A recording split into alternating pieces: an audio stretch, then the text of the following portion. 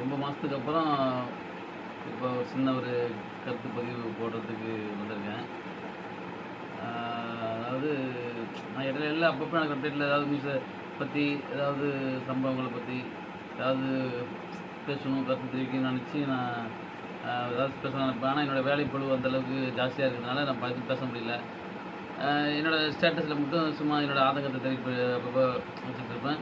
அதையும் நிறைய வைக்க மாட்டேன், ஏதாவது ஒரு சில இதை மட்டும் பண்ணுறது. ஏன்னா ரொம்ப ராவப்பட்டோம்னா அது கொஞ்சம் வேறு மாதிரி மக்கள்கிட்ட வந்து இளைஞர்கள்ட்டையோ இல்லை மற்றவங்கள்ட்ட பார்க்குறவங்க ஆனால் அது ரொம்ப பயமாக இருக்குண்ணா அப்படின்னு சொல்கிறாங்களா. என்னோடய ஆதங்கத்தை போடும்போது அதுவே கொஞ்சம் வழி அவங்களால பிறக்க முடியும்போது நடக்கிற சம்பவத்தெல்லாம் நடக்கிறவங்களுக்கு தெரிஞ்சு அது பக்கத்தில் உள்ளவங்களுக்கு சொந்தக்காரவங்களுக்கு அது பாதிக்கப்பட்டவங்களுக்கு எவ்வளோ ஒரு கொடுமையாக இருக்கும்.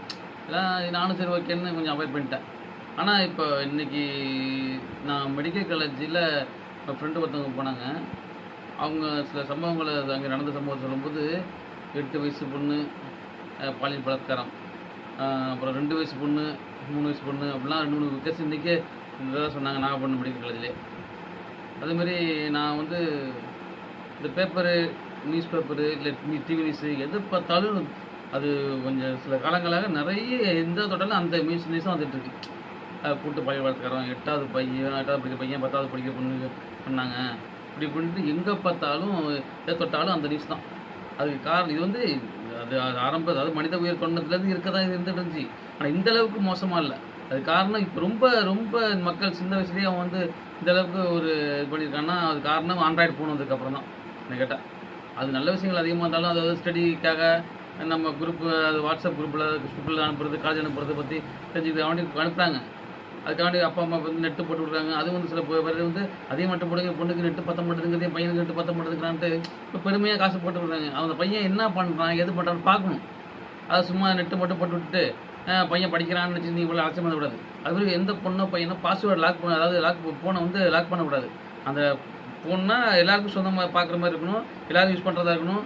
தெரியலனாலும் அப்பப்போ அந்த பையன் என்ன பண்ணுறான், பொண்ணு என்ன பண்ணுது அப்படிங்கிற மாதிரி நம்ம வந்து அப்பப்போ அப்டேட் இருக்கணும். நம்ம வந்து அதுக்காண்டி நம்ம சந்தேகத்தோடையும் பார்க்க முடியாது பிள்ளைங்களை. இருந்தாலும் என்ன பேசிட்டு என்ன படிச்சுட்டு இருக்கு அப்படின்னு அப்பப்போ கேட்கணும். தெரியலனாலும் தெரிஞ்ச மாதிரி காட்டின பிள்ளைங்கள்ட்ட கேட்டுக்கணும். அப்போ தான் பசங்களுக்கு பயம் வரும். ஏன்னா அந்த பையன் என்ன பண்ணுறான், படிப்பான், ஒரு சிலர் தெரிஞ்சுப்பான், குறிப்பிட அனுப்புறது. ஆனால் 90% வந்து தப்பான இதுதான் யூஸ் பண்ணிட்டு நினைக்கிறேன். நான் நிறைய பேர் பார்த்துருக்கேன். இந்த செல்லில் வந்து ஒருத்தங்க நெட்டு வரல அப்படின்னு கொடுத்தா கூட அது சும்மா நெட் சர்ச் பண்ணோம்னா டக்குனு ஏதாவது தப்பான இதுதான் வந்துட்டு இருக்கிறது வந்து. அப்போ வந்து அவங்க அதை யார் பார்க்குறாங்கன்னா எனக்கு தெரிஞ்ச பையன் பார்க்குறேன், பொண்ணு பார்க்குறேன்னு சொல்கிறாங்க. அப்போ இதெல்லாம் ரொம்ப கொடுமை. இதுலேருந்து தான் வந்து அவங்க உணர்ச்சியை தூண்டி விட்டு அவங்க வந்து இந்த மாதிரி அதாவது ஒருத்தன் வந்து நல்லவனா கெட்டவனான்னு யாரையும் கட்ச் பண்ண முடியாது. ஒருத்தன் ரொம்ப அமைதியாக இருப்பான், ஆனால் அவன் பண்ணுறதுலாம் வயக்கேதனமாக இருக்கும். ஒருத்தர் ரொம்ப அராத்தாக இருப்பான், அவன் ஜெயினாக இருக்கும்போது தெரியும். அதாவது எதுவுமே வந்து யாரையுமே இடப்படக்கூடாது.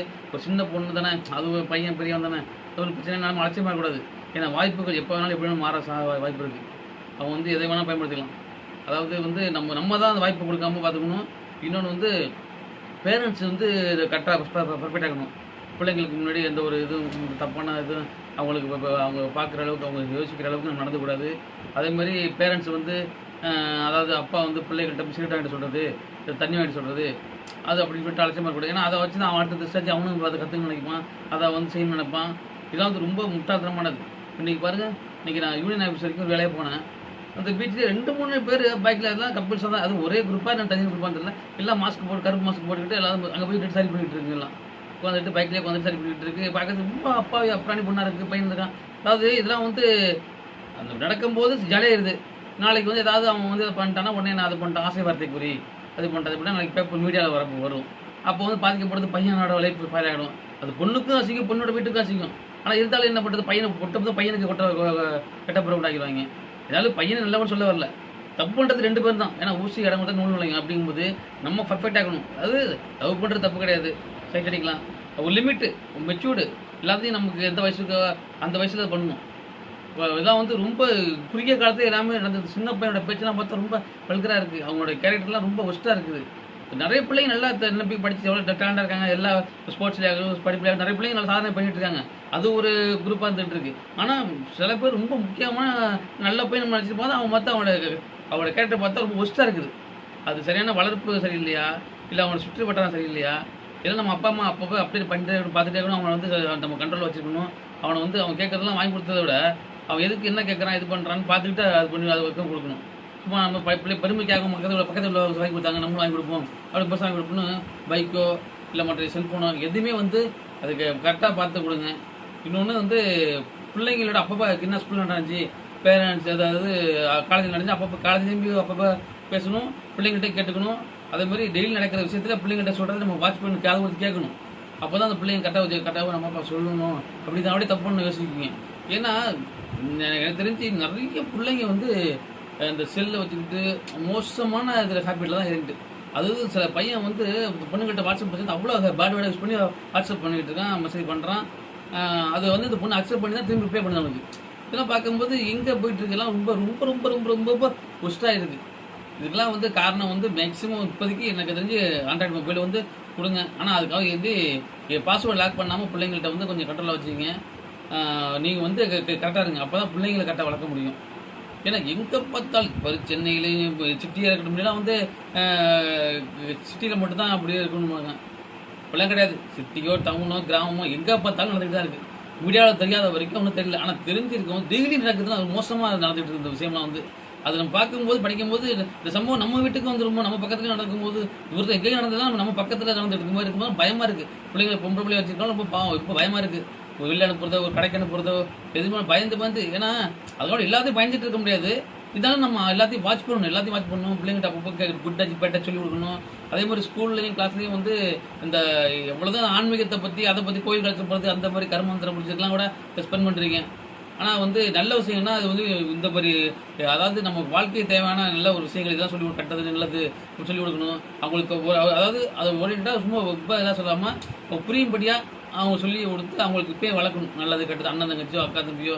ஏன்னா இந்த நியூஸ்லாம் பார்க்கும்போது இது வந்து உறவு முறை ரொம்ப கொடுமையாக இருக்குது. எப்படி வேணாலும் நடக்க வாய்ப்பு இருக்குதுலாம் வந்து உண்மையை சொல்கிறேன். ரொம்ப இது ஆதங்கத்தெல்லாம் பேசிட்டே இருக்கலாம் நம்மளுக்கு.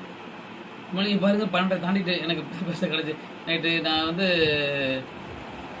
நிறைய பேசணும். அதாவது இதெல்லாம் வந்து அப்பப்போ சொன்னால் நம்ம ஆதங்கத்தை தெரிவிக்க முடியும். நம்ம வந்து ஸ்டெப் எடுத்து நம்ம வீதியில் நடந்து போராட முடியாது. அதுக்காக நிறைய தலைவர்கள்லாம் இருக்காங்க. என்ன இது நம்மளோட ஆதங்கம் இது தெரிஞ்சவங்க எனக்கு ஏதாவது வாட்ஸ்அப் ஸ்டேட்டஸ் பார்க்குறவங்க கொஞ்சம் அதை வந்து காது கொடுத்து கேட்டிங்கனாலே கொஞ்சம் ஓரளவுக்கு நீங்கள் பர்ஃபெக்ட் கரெக்டாக இருங்க. அப்போ தான் பிள்ளைங்களை கரெக்டாக இருக்க முடியும். எதாக இருந்தாலும் வந்து அது மாதிரி டீச்சர்ஸ்டையோ உங்கள் ஸ்கூலுக்கு காலேஜுக்கு ப்ரொஃபஸர்ட்டையோ நீங்கள் ரிலேட்டடாக அப்பப்போ கேளுங்க. அவங்கள்ட்ட நம்பர் வாங்கி வச்சுங்க.